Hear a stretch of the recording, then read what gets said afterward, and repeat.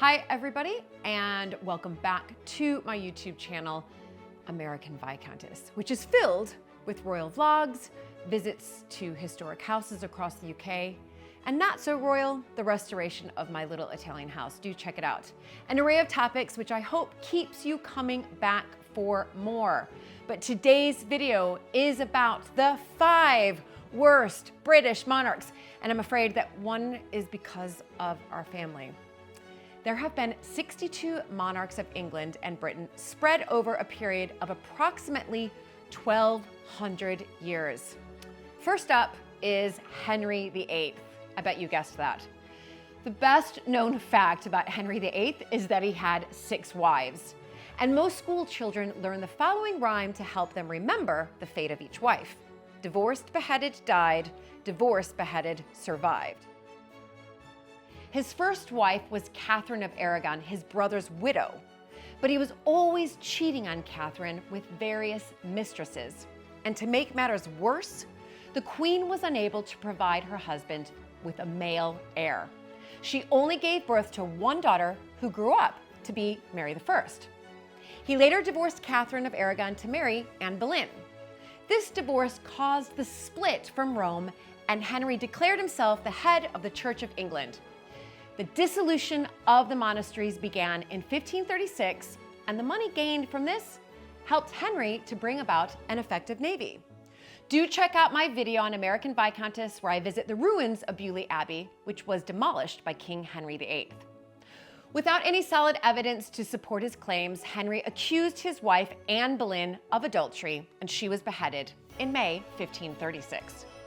In an effort to have a son, Henry married 4 further wives, but only one son was born to Jane Seymour, but she died shortly after giving birth. Hungry for more male heirs, Henry agreed to marry Anne of Cleves, but he annulled the marriage after 6 months because he didn't think Anne was attractive enough. Despite his less than ideal appearance, Henry married for a 6th and final time in the summer of 1543. Catherine Parr, though, didn't provide Henry with any more sons, leaving him with just one male heir, Edward VI. And his 2 daughters also became rulers of England: Mary, daughter of Catherine Aragon, and Elizabeth, daughter of Anne Boleyn. Well, clearly King Henry VIII was not very healthy. And that brings me to this week's sponsor, Ritual.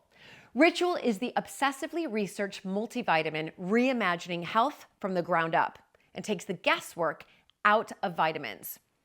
Ritual contains 9 high-quality nutrients from D3 to omega-3 that are difficult to get enough of every day, even with a healthy diet.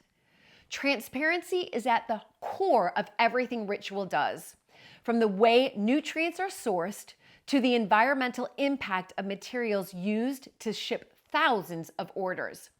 They also offer a men's multivitamin, 50+, prenatal, postnatal, kids, and teen vitamins. And they have an essential protein range and symbiotic range too. There's a mint tab in every bottle to keep your vitamins smelling fresh. Gentle on an empty stomach with a delayed release capsule design, Ritual products are here to support the health of your entire family. Better health doesn't happen overnight, and right now, Ritual is offering you all 20% off your first month. That's 20% off 1 month's worth of vitamins or proteins by going to my link down below and using the code, my special code at checkout. Number 2, Mary I, aka Bloody Mary, daughter of Henry VIII and Catherine of Aragon. A devout Catholic, she married Philip of Spain. Mary attempted to enforce the conversion of England to Catholicism. She carried this out with the utmost of severity. Indeed, groups of Protestants were regularly burned in front of large crowds. By the end of her 5-year reign, 300 Protestants had been burned alive. I mean, it's just awful to think about that. The Protestant bishops Latimer, Ridley, and Archbishop Cranmer were among those burnt at the stake. Catholicism soon became synonymous with brutality and immortality. The country was plunged into a bitter bloodbath, which is why she's remembered as Bloody Mary. Number 3, Charles II. Now, some of you might disagree with me, but I'm going to stick to my guns on this one. Son of Charles I, Charles II was also known as the Merry Monarch for his lifting of Puritan restrictions on entertainment and his own love of pleasure. Charles I was executed in 1649. Therefore, Charles II spent the next 9 years in exile. Until in 1660, he was invited back to London and restored to his father's throne. And who went to bring him back from exile and put him on the throne? Our ancestor, Edward Montagu, the first Earl of Sandwich. When Parliament resolved to proclaim King Charles II to the throne and invited him to return to England, Montagu commanded the fleet that brought him from the Dutch Republic on the 24th of May. 2 months later, on the 12th of July, 1660, he was created Baron Montagu of St. Neots, Viscount Hinchingbrook, and Earl of Sandwich. King Charles also made him a Knight of the Garter. But although very popular, he was a weak king and his foreign policy was inept. He had 13 known mistresses, one of whom was Nell Gwyn. He fathered numerous illegitimate children, but no heir to the throne. The Great Plague in 1665 and the Great Fire of London in 1666 took place during his reign. Many new buildings were built at this time. St. Paul's Cathedral was built by Sir Christopher Wren, and also many churches still to be seen today. But that doesn't make him a good king. Here we are, George IV, and he's number 4. Known as the first gentleman of Europe, he had a love of art and architecture, but his private life was a mess, to put it mildly. George IV spent his days pursuing one thing: pleasure, and dare I say, addictions. He developed a lust for drinking, eating, gambling, and sexual exploits. He married twice, once in 1785 to Mrs. Fitzherbert, secretly, as she was a Catholic, and then in 1795 to Caroline of Brunswick. His social life led to an enormous amount of debt, which Parliament had to pay for, and he had many illegitimate children with his mistresses. Though George had a string of lovers throughout his lifetime, he was a sad, lonely, overweight king by the end of his reign. However, Caroline and George did have one daughter, Charlotte, in 1796, but she sadly died in 1817. George finally became King of Great Britain and Ireland in 1820, but died in 1830 and was succeeded by his younger brother, William IV.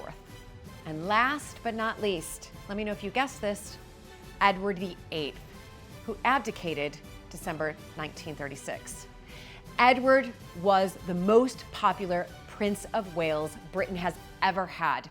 Like George IV, though, Edward VIII liked to misbehave. He was a rebel and had little interest in politics. The prince also embarked on a series of love affairs, and he was in his own right a flirt, and developed a taste for older married women. In 1931, he met Wallis Simpson, an American socialite who had just married for the second time. The two of them became closer and closer as time went on, and by 1935, Edward wanted to marry Wallis. After the death of George V, his father, in 1936, Edward became King of the United Kingdom, and he had every intention of marrying Wallis. But this potential marriage was frowned upon by the government, and in particular, the Church of England. They didn't want the king to marry a divorced woman whose previous husbands were still alive. Simply put, Mrs. Simpson was an American, a divorcee who had 2 husbands still living, not going to work. Edward had stated that he wanted her to be crowned with him at the coronation, which was to take place the following May. But that proved to be impossible. So Edward abdicated in December 1936, less than a year after becoming king. His brother, George VI, was forced to take the crown. And in the end, Edward did marry Wallis the following summer.